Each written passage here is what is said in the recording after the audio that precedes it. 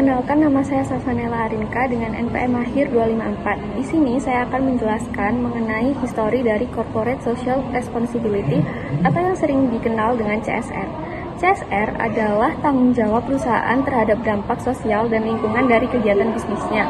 Konsep CSR mulai berkembang pada tahun 1950-an dan tokoh yang pertama kali memperkenalkan gagasan ini adalah Howard R. Rowan yang menyatakan bahwa perusahaan harus mempertimbangkan nilai dan kepentingan masyarakat dalam mengambil keputusan bisnis.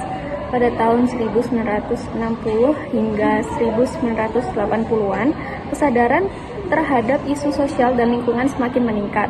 Perusahaan mulai melakukan kegiatan sosial seperti membantu masyarakat, meningkatkan kesejahteraan karyawan, serta memperhatikan dampak lingkungan. Memasuki tahun 1990-an hingga sekarang, CSR menjadi bagian penting dari strategi bisnis. Banyak perusahaan yang menerapkan konsep triple bottom line yang diperkenalkan oleh John L. Kenton, yaitu perusahaan harus memperhatikan people atau masyarakat, planet atau lingkungan, dan profit atau keuntungan dalam menjalankan bisnisnya. Baik, perkenalkan nama saya Ardianti Prastiwi dengan NPM akhir 201. Di sini saya akan menjelaskan tentang isu pelaksanaan dalam CSR. Yang pertama, kurangnya pemahaman. Kurangnya pemahaman pada perusahaan yang seringkali menganggap CSR itu sebagai kegiatan amal sesaat, bukan program yang berdampak nyata bagi masyarakat. Yang kedua, CSR dijadikan sebagai prioritas pada citra perusahaan, yang dimana CSR itu kerap dijadikan ajang pencitraan atau promosi bagi perusahaan. Namun, program yang dirancang tidak dapat menyelesaikan masalah secara mendalam. Yang ketiga, program tidak tepat sasaran. Minimnya komunikasi perusahaan dengan masyarakat menyebabkan program yang dijalankan tidak sesuai dengan kebutuhan lokal masyarakat. Baik, saya akan melanjutkan mengenai isu-isu dalam pelaksanaan CSR. Sebelumnya, perkenalkan, nama saya Rivalindis Putri dengan PM 216. Nah, jadi setelah adanya ketidaksesuaian dengan kebutuhan masyarakat, isu berikutnya yaitu anggaran yang terbatas atau tidak jelas. Nah, jadi permasalahan CSR perusahaan lainnya adalah soal anggaran. Nah, banyak perusahaan itu mengeluh bahwa dana untuk CSR itu terbatas, terutama jika keuntungan mereka itu sedang menurun. Di sisi lain, ada juga yang tidak transparan dalam mengelola dana CSR.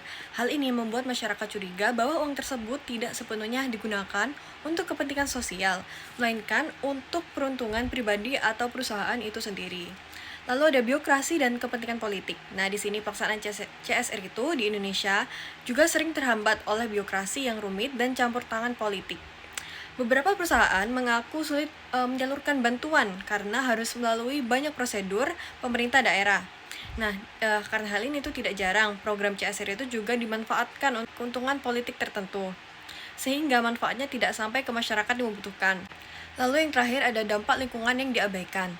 Nah, banyak perusahaan, terutama di sektor ekstraksi seperti pertambangan atau perkebunan, gagal mengatasi dampak lingkungan dari operasinya. CSR yang mereka jalankan seringkali hanya jadi topeng untuk menutupi kerusakan alam, seperti pencemaran air atau kerusakan hutan. Padahal, tanggung jawab terhadap lingkungan adalah bagian penting dari CSR yang tidak boleh diabaikan. Proses aktivitas Corporate Social Responsibility atau CSR adalah siklus terencana mulai dari analisis kebutuhan, perencanaan, strategi, implementasi, hingga evaluasi. Tahap ini bertujuan untuk menciptakan dampak positif berkelanjutan bagi lingkungan dan masyarakat, sekaligus meningkatkan citra perusahaan. Adapun tahapan proses aktivitas CSR tersebut, yang pertama ada analisis kebutuhan dan situasi, lalu yang kedua manajemen stakeholder, ketiga perencanaan strategis, keempat implementasi program, dan yang terakhir monitoring dan evaluasi. Selanjutnya, saya Maharani Citra dengan NPM 237 akan menjelaskan setiap tahapan proses aktivitas CSR atau Corporate Social Responsibility. Nah, yang pertama ada analisis kebutuhan dan situasi. Tahapan ini merupakan langkah awal untuk memahami kondisi lingkungan sosial, ekonomi, dan lingkungan di sekitar perusahaan. Perusahaan melakukan pengumpulan data dan identifikasi masalah yang ada di masyarakat. Nah, contoh kegiatannya itu ada survei masyarakat sekitar, observasi kondisi lingkungan, dan diskusi dengan tokoh masyarakat. Lalu yang kedua ada manajemen stakeholder. Pada tahapan ini, perusahaan mengidentifikasikan dan mengelola pihak-pihak yang berkepentingan, yaitu stakeholder sendiri, terhadap program CSR. Stakeholder sendiri isinya ada masyarakat sekitar, pemerintah daerah, karyawan, komunitas, media. Adapun tujuan di tahapan ini yaitu membangun hubungan dan komunikasi yang baik. Lalu yang ketiga ada perencanaan strategis.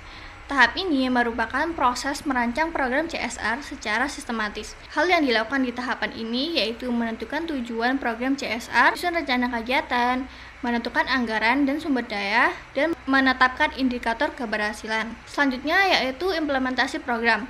Tahap implementasi ini melaksanakan program CSR yang telah direncanakan. Nah, di tahap ini perusahaan itu melaksanakan kegiatan CSR di lapangan, mengkoordinasikan tim pelaksana, bekerja sama dengan stakeholder, dan lain-lain. Nah, contohnya yaitu penanaman pohon, pelatihan keterampilan masyarakat, bantuan pendidikan, dan program pengelolaan sampah. Lalu yang terakhir, monitoring dan evaluasi. Di tahap yang terakhir ini, perusahaan itu memantau dan menilai hasil dari program CSR. Tujuannya yaitu mengetahui apakah program berjalan dengan sesuai rencana dan mengukur dampak program terhadap masyarakat. Program CSR dilakukan secara sistematis mulai dari analisis kebutuhan, pengelolaan stakeholder, perencanaan, pelaksanaan, hingga evaluasi agar program yang dijalankan benar-benar memberikan manfaat nyata bagi masyarakat serta meningkatkan reputasi perusahaan. Saya Kirania Zahra dengan NPM akhir 236. Di sini saya akan menjelaskan isu terkait dampak lingkungan. Dampak lingkungan merupakan perubahan kondisi lingkungan yang terjadi akibat aktivitas perusahaan atau industri. Beberapa isu lingkungan yang sering muncul dalam aktivitas bisnis antara lain yaitu pencemaran lingkungan. Aktivitas produksi dapat menghasilkan limbah cair, padat maupun gas yang mencemari air, udara, dan tanah. Lalu yang kedua ada eksploitasi sumber daya alam. Penggunaan sumber daya alam secara berlebihan seperti penebangan hutan, pertambangan, atau penggunaan air secara berlebihan dapat menyebabkan kerusakan lingkungan dan berkurangnya ketersediaan sumber daya di masa depan. Lalu yang ketiga ada perubahan iklim. Aktivitas industri menghasilkan emisi gas rumah kaca yang berkontribusi terhadap pemanasan global dan perubahan iklim. Lalu yang keempat ada kerusakan ekosistem dan keanekaragaman hayati. Pembukaan lahan untuk industri atau pembangunan dapat mengancam habitat hewan dan tumbuhan serta mengurangi keanekaragaman hayati. Di pembangunan berkelanjutan itu ada 3 pilar utama. Jadi yang pertama itu ada profit, kedua ada people, ketiga ada planet. Nah, di pilar profit itu adalah kemampuan perusahaan dalam menghasilkan keuntungan agar perusahaannya itu terus berjalan. Kalau di pilar people itu bagaimana perusahaan itu memberikan manfaat bagi masyarakat seperti meningkatkan kesejahteraan masyarakat dan menjaga hak-hak pekerja. Kemudian yang di pilar planet itu berkaitan langsung dengan tanggung jawab perusahaan dalam menjaga kelestarian lingkungan, misalnya kayak mengurangi limbah, terus sama mengelola sumber daya alam secara bijak. Nah, isu pembangunan berkelanjutan itu berkaitan dengan permasalahan global yang muncul akibat aktivitas perusahaan. Contohnya kayak perubahan iklim sama pencemaran lingkungan limbah. Nah, aktivitas produksi yang tidak memperhatikan dampak lingkungan itu dapat menyebabkan polusi udara, air, dan tanah, serta mempercepat kerusakan sumber daya alam. Oleh karena itu, perusahaan itu dituntut tidak hanya mengejar keuntungan, tetapi juga memperhatikan dampaknya bagi lingkungan di sekitar perusahaannya.